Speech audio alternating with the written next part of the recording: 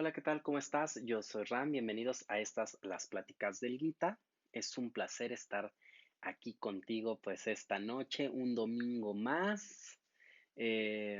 Pues igual si son tus primeros videos que estás viendo o es el primer video que ves incluso, pues también te invito pues a darte pues ahí un brinco a este tu canal Live with Rama para que descubras también pues cosas que tengo ahí, algunas que solo las hago por diversión, algunas clases de yoga y algunas cosas que comparto desde el corazón porque creo que es la mejor forma de conocernos y es la mejor forma de crear una comunidad. Muchísimas gracias por estar aquí como cada domingo. Igual me gustan las preguntas, me gustan que me cuentes cómo vas, cómo te fue con la tarea que te dejé, la hiciste, no la hiciste, es decir, esas palabras, ¿no? Esos pensamientos y pues esas acciones que hiciste toda esta semana que tuviste para asimilar el capítulo 11 del Gita, bueno, realmente pudiste conseguir, ¿no? Que esas palabras realmente me expresaran la divinidad que yo sé que existe dentro de ti, que por eso estás escuchando eso y por eso estamos uniéndonos como comunidad y te invito también pues a participar, ¿no? Junto conmigo pues en retiros, en cursos. Métete por ahí también a la página de Karma Yoga México, que pues, es la escuela a la que tengo el honor de dirigir, que existen ya una gran comunidad de maestros que estamos trabajando pues para acercarte, ¿no? Como bien dice el Gita, los diferentes caminos y las diferentes formas en las que nosotros podemos lograr la comunión con Dios. De entrada, esta es una forma, ¿no? En la que podemos conseguir pues esa comunión con Dios, que es conociendo, ¿no? Conociendo las escrituras.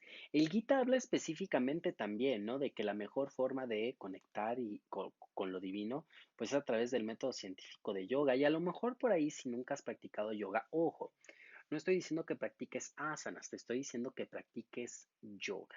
Entonces, si nunca has practicado yoga antes, ¿no? Esta parte de la meditación, esta parte de seguir adelante y todo, te invito a que practiques, ¿no? Parte de lo que estamos haciendo aquí sí es yoga, ¿no? Es una forma de conocer las escrituras y vamos a trabajar pues con este capítulo 12 que también es importante y que habla de algo que particularmente yo he querido trabajar pues ya por muchos años, es algo a lo que le estoy poniendo una dedicación particular y que quiero compartir contigo porque este capítulo en especial eh, y como todos, porque seguramente todos llevan una parte especial por ahí, pero es un capítulo que habla de el Bhakti Yoga, la unión por medio de la devoción, que a veces nos cuesta trabajo, ¿no? Hay una diferencia entre devoción y hacer cosas por costumbre. Yo siempre he creído que he tenido la devoción por dentro, gracias a mis padres, a mi mamá, a mi papá y gracias a mi familia. Em, Porque también tenemos una serie de rituales y una serie de hábitos que me permitieron a mí no crear esa devoción desde muy pequeño. La devoción se fue transformando, descubrí que había cosas que hacía por costumbre, pero que sentía bonito y que algo surgía dentro de mí y que me ha llevado al punto en el que estoy. Entonces, es un capítulo interesante y el día de hoy quiero que empecemos simplemente con colocar las manos al centro del corazón, que cierres un momento tus ojos y que conectes solamente con la respiración. No vamos a hacer más. Simplemente quiero que allá en casa trates de conectar con el corazón. Trata de sentir los latidos de ese corazón físico, que está conectado con ese corazón energético, ese centro vital, en donde el amor incondicional surge, se expande, crea.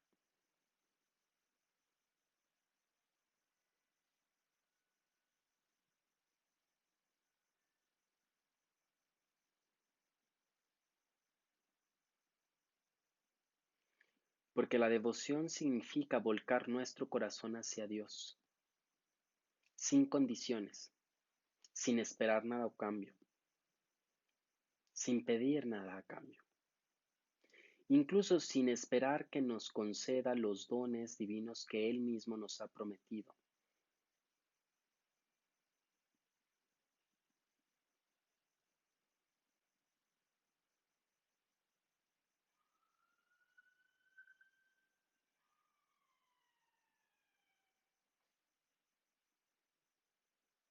Cuando estés lista, listo, simplemente baja la barbilla y abre tus ojos. Y con esto vamos a comenzar formalmente nuestro capítulo 12, que es Bhakti Yoga, la unión por medio de la devoción. Estrofa número 1. ¿Qué es lo que vamos a descubrir en esta estrofa número 1? Bueno, eh, Arjuna dice, ¿no? Recuerda que parte de todo este capítulo es cuál es el deber del yogi, es decir, cuál es el deber como nosotros, rendir culto a lo inmanifestado, a un Dios personal, porque estamos hablando del Bhakti Yoga, es decir, le tengo que rendir culto a Krishna, a Jesús, si soy católico o cristiano, a Shiva, si soy shivaíta, a Shakti, si soy shaktista. ¿A qué Dios? A un Dios personal, al Dios como yo lo veo. Y ya descubrimos en capítulos anteriores que incluso ni siquiera el Gita te dirige hacia una forma de ver a Dios.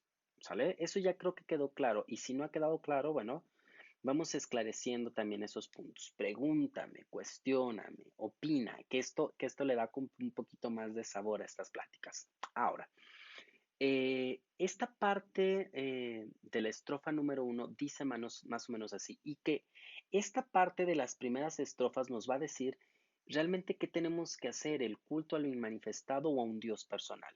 Y va a ser interesante llegar a una conclusión después de este capítulo. Arjuna dijo, entre los devotos que con plena y constante dedicación te adoran a ti y a los que adoran al indestructible, al inmanifestado, ¿cuál de ellos están más versos en el yoga? Y básicamente, ¿qué nos dice este capítulo? Bueno, pues esta estrofa hace referencia al devoto que se describió en la última estrofa del capítulo 10, básicamente. También hace alusión al devoto que adora a Dios sin forma, es decir, a Krishna cuando ya por fin ve al gran Dios sin forma. ¿Cuál de estos devotos está más familiarizado con la técnica para unirse a Dios? Prácticamente esa es la pregunta. Le está preguntando Arjuna a Krishna es, ¿cuál es mejor? ¿Por qué camino me voy? Ahora, el bendito Señor dijo, aquellos que con la mente fija en mí me adoran y con devoción suprema se hallan siempre unidos a mí, son ante mis ojos perfectos conocedores del yoga. Y básicamente, esta estrofa indica que el yogi más versado en los procesos y las técnicas del Raja Yoga, es decir, la ciencia del yoga, son aquellos que realmente tienen mayores oportunidades. Pero en última instancia también nos dice esta frase que ambos van a llegar a la meta, ¿vale? Y vamos a seguir descubriendo por qué. Ahora, la siguiente estrofa, de la 3 a la 4. Pero quienes veneran al indestructible, indescriptible, inmanifestado, omnipresente, inconcebible, inmutable, inamovible e inalterable, y han subyugado todos los sentidos y poseen ecuanimidad bajo toda circunstancia y se dedican a hacer el bien a todos los seres, en verdad ellos también llegan a mí. Entonces, en esta estrofa, Krishna habla a Arjuna de los devotos que veneran el concepto de Dios, básicamente los Bhakti Yogis. Nos habla de la unión con el Absoluta por medio de la intensa reverente devoción hacia Dios. Significa que esta parte devocional de las personas que están en los templos y que dedican su vida a Dios también, ¿no? En esta estrofa, hace referencia a Krishna, que también van a llegar a él. No solo los que siguen este método del yoga, del buen comportamiento, de la meditación, saber canalizar la energía, también aquellos que de forma reverencial tienen su vista puesta en él. Y ojo, hay una diferencia entre realmente venerar a Dios y por costumbre seguir ritos religiosos. Y aquí realmente está toda la cuestión que a veces se discute un poco cuando estamos hablando de religión. ¿Sale? Los hábitos de los ritos son diferentes a una verdadera devoción hacia Dios.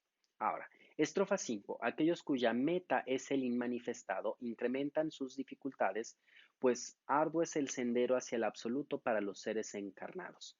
Entonces nos dice aquí que el camino del Bhakti Yogi es aún más difícil, pues el acto de rendir culto a Dios, implica poseer un objeto de generación, de devoción que mantenga la atención fija y que se inspire y que nos inspire además reverencia, devoción, es decir, un Dios de cualidades manifestadas. Es decir, si de alguna manera los Bhakti Yogas necesitan algo físico, ¿no? Que les represente a Dios para que de esa manera ellos puedan expresar su devoción. Y por eso existen tantos ritos, porque hay personas que se familiarizan con este tipo de actos, ¿no? O con esta forma de acercarse a Dios. Ahora, Dios quiere al mismo tiempo establecer un vínculo personal con cada uno de nosotros.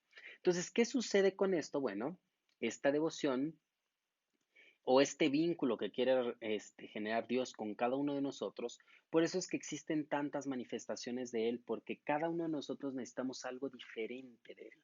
Entonces Él se va a manifestar como nosotros lo deseemos. Ahora, esta devoción que tú puedes tener hacia eh, hacia un objeto de veneración, que puede ser, por ejemplo, Krishna, Buda, Jesús, bueno, esta devoción colma de amor y gozos divinos nuestro corazón. Y eso es lo que nos va a permitir conectar con la divinidad, ¿sale? A diferencia de la técnica científica que ya se mencionaron en capítulos anteriores. Vamos por las siguientes estrofas, 6 a las 7. Mas para quienes me veneren ofreciéndome todas sus actividades, al considerarme el único hacedor y me contemplan con firme determinación mediante el yoga, permaneciendo de este modo absortos en mí, ciertamente, oh hijo de Prita, para tales devotos cuya conciencia está fija en mí, pronto me convierto en su redentor, a fin de alejarlos del mal de los nacimientos, alejarlos del mar de los nacimientos mortales. Esta estrofa es sencilla, se hace referencia una vez más al devoto que venera a Dios, manifestado a través del yoga científico, es decir, el Raya Yoga. Ahora, los niveles de la práctica espiritual y las etapas de la unión con Dios. Esto es importante. Unidos a Dios siempre estamos y por ahí dicen, no es realmente que te unas porque nunca estás separado. Claro, eso es un hecho innegable.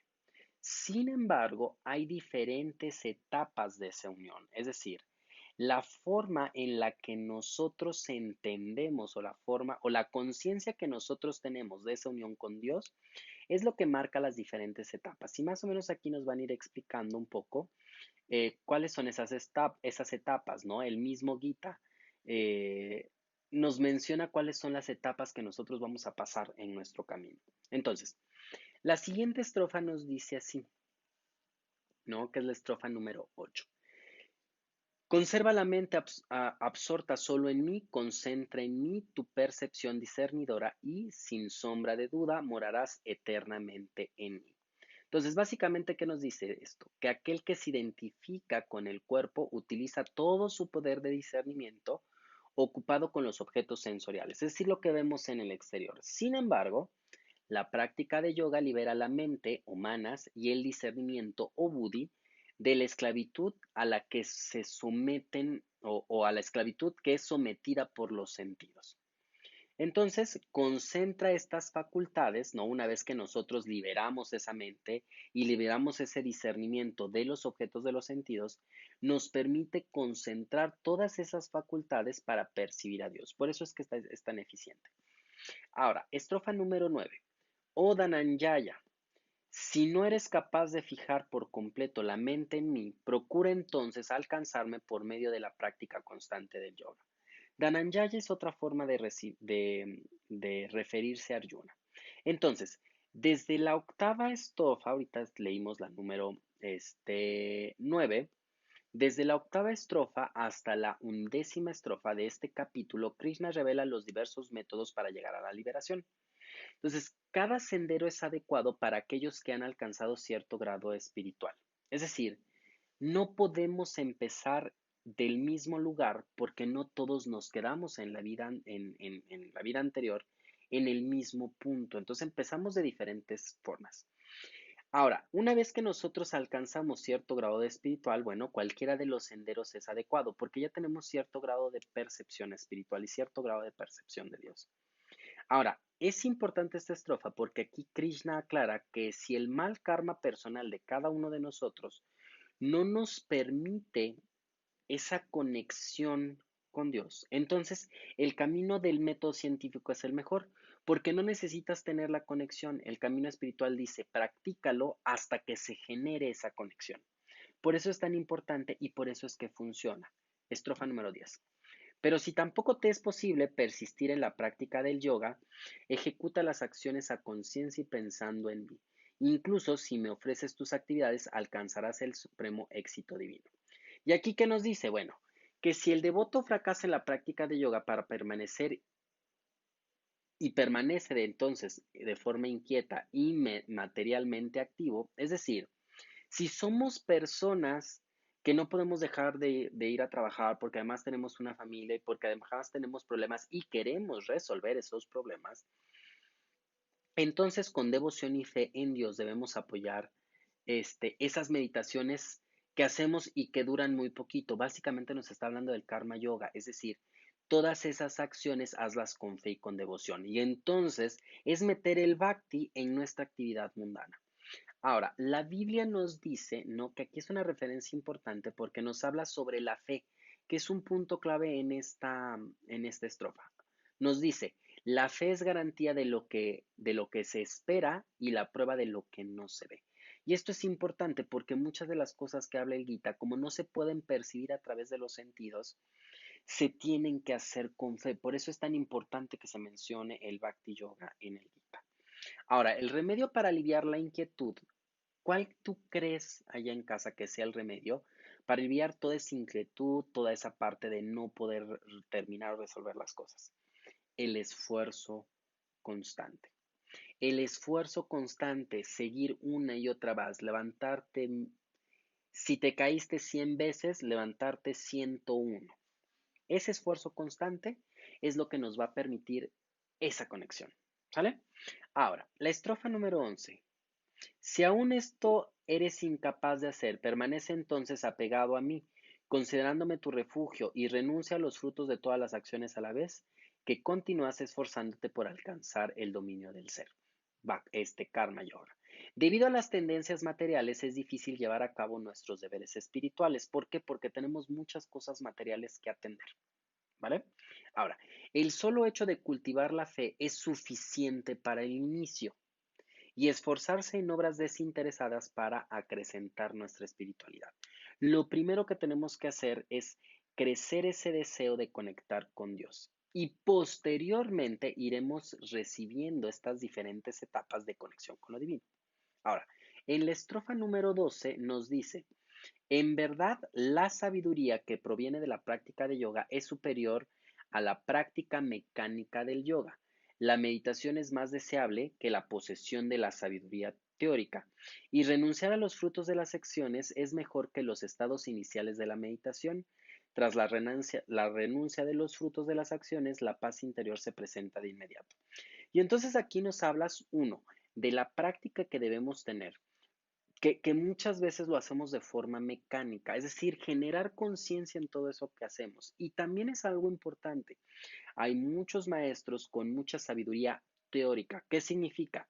Que han leído el Gita, incluso a lo mejor que se lo saben de memoria y que pueden pronunciarlo. Pero si esa sabiduría teórica, este, no viene acompañada, ¿no? De la práctica y de la implementación, entonces estamos en las primeras etapas, por así decirlo. Y nosotros hay que empezar a practicar. Ya llevamos varios capítulos, te he dejado varias tareas. ¿Cómo vas con esas tareas? ¿Cómo vas con esas reflexiones? Eh, También nos habla el significado literal de esta estrofa. Se puede interpretar como un elogio o la virtud del camino, supuestamente que es el más fácil según esta estrofa, que es alcanzar la divinidad a través del Bhakti Yoga, ¿no? Básicamente la fe. Ahora, en su significado más profundo es una referencia a los estados que experimenta el yogi cuando alcanza la unión con Dios por medio de los diversos medios definidos en las estrofas anteriores. En las estrofas anteriores ya nos hablaron del karma yoga, ya nos hablaron del Raya Yoga. Entonces, básicamente aquí es es una confirmación de los estados que vamos a ir nosotros presentándonos, ¿no?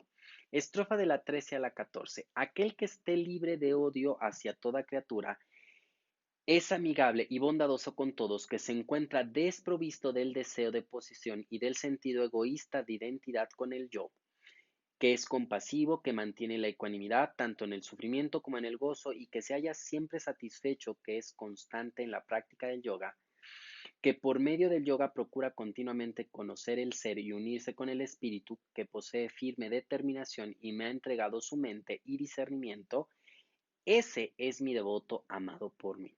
Y aquí nos dice lo siguiente. Estas diversas cualidades personificadas en el yogi atraen el amor de Dios. ¿Sale? Entonces nos habla de ciertas cualidades. Esas cualidades traen el amor de Dios. Ojo, no dije a Dios. Dios ya está dentro de nosotros, ya Dios nos envuelve, Dios está en todas partes, pero sí de una u otra manera trae consigo esa energía que nosotros hemos decidido no ver. Ahora, esta estrofa alienta o nos alienta a no perder lo más, que es el amor de Dios, por lo menos que son los placeres sensoriales. ¿Sale? Estrofa número 15. La persona que no perturba al mundo y que no puede ser perturbada por el mundo, que no se exalta ante el gozo, que se halla libre de celos, temor y preocupación, esa es también amada por mí. ¿Sale? Y más o menos de qué nos habla pues esta estrofa. Bueno, esta estrofa nos dice que las cualidades del yogi son unas, que las hemos venido trabajando en las diferentes estrofas.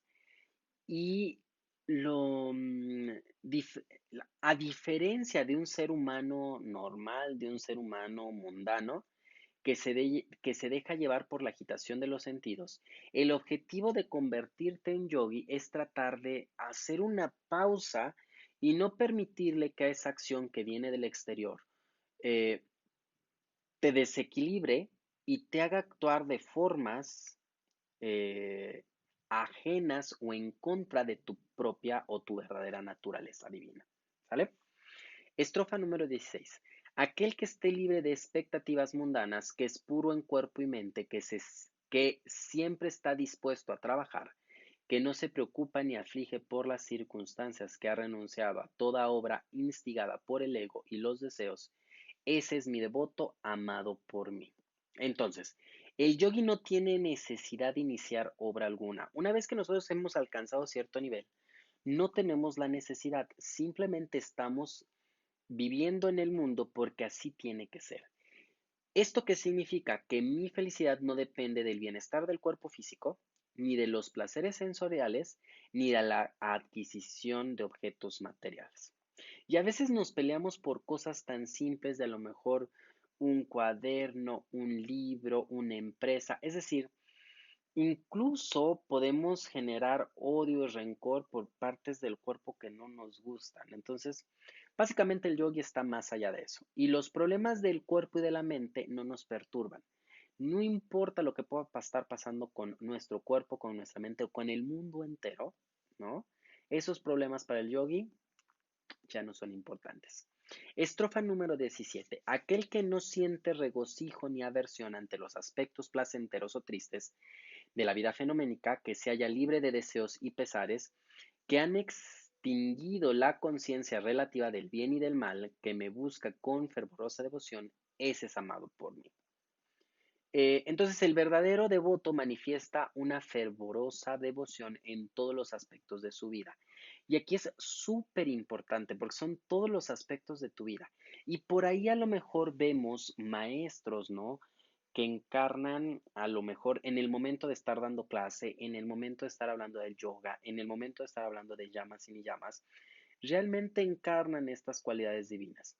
Pero cuando se van a otro ámbito, de su propia vida, con la familia, con los amigos, con los conocidos, con los alumnos, fuera del aula de clase o fuera de esta interacción más espiritual, bueno, entonces ya no se muestran con esa devoción hacia Dios como lo hacen. Es decir, Un verdadero devoto y practicante no debe cambiar sin importar la circunstancia o el trabajo o la situación en la que se encuentra. Esto significa que su equilibrio mental no se va a alterar ni por la fortuna ni por la adversidad. Estrofa de la 18 a la 19. Aquel que permanece igualmente sereno ante amigos y enemigos, al recibir adoración e insulto, y al experimentar calor y frío, placer y dolor, y que ha renunciado al apego y considera por igual el vituperio y la alabanza, que es calmado y encuentra la satisfacción con facilidad, que no se apega al hogar y tiene una actitud tranquila y devota, es una persona amada por mí. Entonces, básicamente te está diciendo Dios qué es lo que busca en una persona, o en un practicante, o en un devoto, o en un yogi consagrado. Esta estrofa nos habla también la actitud del devoto hacia la fama o mala reputación. Tanto la fama como la mala reputación luego tenemos y presentamos en situaciones en las que, y digo, a mí me pasó hace poco, ¿no? Situaciones en las que nosotros nos presentamos que decimos, ¿qué van a pensar de mí? Por una situación que a lo mejor, como no se conoce todo el contexto, como no se conoce toda la historia, puede crear mala fama, ¿no? O incluso una buena reputación, ¿no? Ahora, ambas, tanto la fama como la mala reputación, no son más que pruebas de Dios. Y esto es importante, porque las emociones que éstas generan nos hacen perder nuestro equilibrio. Ambas, ambas nos hacen perder nuestro equilibrio, ¿sale? Entonces, lo importante es mantener el equilibrio. Entonces, en esta estrofa se elogia a los santos mendigantes en todas las épocas, es decir, a todos esos santos, esas personas que han decidido la renuncia por completo, los que están en conventos, los que están en ashram, eh, pero también nos hace que el verdadero yogi, o nos hace la referencia que un verdadero yogi no es a propósito negligente con los deberes hacia su cuerpo, simplemente solo está inmerso en Dios, y eso a los ojos de los demás lo hace ver como negligente. Y aquí hay que tener mucho cuidado, porque aquel que es negligente sí puede estar sufriendo por dentro, ¿no? Puede ser un mendigo. Pero las personas que están inmersas con Dios no lo necesitan, porque saben que si lo necesitan, Dios va a proveer lo que ellos requieran en ese momento. Ahora, la estrofa número 20. Pero aquellos que con adoración profesan esta religión imperecedera, el Dharma, como hasta que ha sido expuesta, saturados de devoción y absortos por completo en mí, tales devotos son sumamente amados por mí. ¿Y qué nos dice esta estrofa? Bueno, aquellos a quien Dios ama más son aquellos que, empleando cualquiera de los métodos descritos en todas las estrofas anteriores y en todos los capítulos anteriores que ya hemos estado trabajando, se mantiene unido a Dios. Es decir, el Gita te da todas las herramientas, te explica el concepto del campo de batalla al que te estás enfrentando, y a final de cuentas también te dice qué es lo que espera Dios en ti para acercarse y brindarte todas las bendiciones que Él tiene. Las bendiciones están ahí presentes. Simplemente debes adquirir ciertas cualidades para atraer esas bendiciones. De eso se refiere cuando hablan de que el amor de Dios llega a ti. Es decir, esas bendiciones que tiene se van como acercando. ¿Sale? Entonces, de esta manera nosotros podemos concluir, o estamos concluyendo ya este capítulo del Bhakti Yoga. Básicamente se centra en la fe, ¿no? Para adquirir las cualidades que Dios está buscando para entonces derramar todas las bendiciones sobre nosotros. Om Tat Sat Iti Srimad Bhagavad Gita Su Upanishadsu Brahma Vidyayam Yogasastre Shri Krishna Arjuna Samba de Bhakti Yogo Nama Dvadoso Dhyayam. Om Tat Sat. En el Upanishad del Sagrado Bhagavad Gita, el discurso del Señor Krishna Arjuna, que es la escritura del yoga y la ciencia de la unión con Dios. Este es el 12º capítulo denominado Bhakti Yoga, la unión por medio de la devoción. Y aquí en este punto quiero que después de este video te tomes un tiempo, ¿no? Para generar esa devoción a Dios como lo veas. No te voy a guiar la meditación, no te voy a pedir que la hagas de una manera en particular, porque este capítulo prácticamente nos dice que nosotros tenemos que crear un vínculo personal. Con gusto, y me encanta compartirte la información, me encanta compartirte cómo lo hago yo, y pues por ahí vas a poder ver videos de qué es lo que hago yo para sentirme apapachado, para conectar con lo divino, también para divertirme. Pero en esta ocasión lo que yo quiero que hagas, tu tarea, tu reflexión, lo que estoy buscando en este capítulo que entiendas, es que particularmente tú ya tienes una conexión con Dios y particularmente tú ya lo ves de una manera. Y no necesita ser mi manera. Si estamos aquí compartiendo este tiempo y este espacio, es solo para que te des cuenta que todos podemos ver a Dios de diferente manera, que es el mismo Dios, que podemos expresar la devoción de distintas maneras y a final de cuentas todos estamos buscando lo mismo y en algún punto lo vamos a alcanzar. Entonces, en esta ocasión y solo por este capítulo, por ser un capítulo especial que habla sobre la devoción, sobre ese bhakti, tu tarea es, terminando y que ahora que nos destiramos para cerrar ya bien este capítulo, simplemente hagas una plegaria, hagas tu meditación y si no tienes nada, busca algo que te acerque a Dios. Esa es tu tarea, esa es tu misión, eso es lo que yo quiero para ti, sin guiarte, sin influenciarte, ¿no? Lo que tú hayas aprendido, con lo que te sientas cómoda, con lo que te sientas cómodo, con aquello que realmente despierte esa devoción de querer estar compartiendo con Dios. Yo soy Ram y antes de despedirme, porque creo que sí es importante, quiero compartirles lo que a mí me hace sentir con Dios. Y entre las múltiples cosas que yo hago para generar pues esta devoción es justo lo que hicimos en este tiempo de tratar de explicar este capítulo número 12, que es compartir contigo. Al compartir contigo, yo realmente siento que Dios está presente, que Dios me está hablando eh, y que de alguna u otra manera estoy eh, conectado con la fuente divina. Muchísimas gracias por estar conmigo. Yo me despido. Recuerda tu tarea. Haz esto mismo. Después de este, yo sé que es noche. Seguramente vas a encontrar algo que te conecte con lo divino y que nazca de ti esa devoción. Me despido. Yo soy Ram. Gracias por estar conmigo porque tú me acercas a Dios. Namaste. Honro ese lugar dentro de ti donde existe esa parte de Dios y también te honro desde el lugar dentro de mí que existe Dios y que puede ver esa luz divina en ti y que logra ver la luz divina en mí y que justo ahí, cuando tú estás en ese lugar y yo estoy en ese lugar, los dos somos uno. Muchísimas gracias, especialmente en este capítulo, porque me haces sentirme más cerca de Dios. Namaste.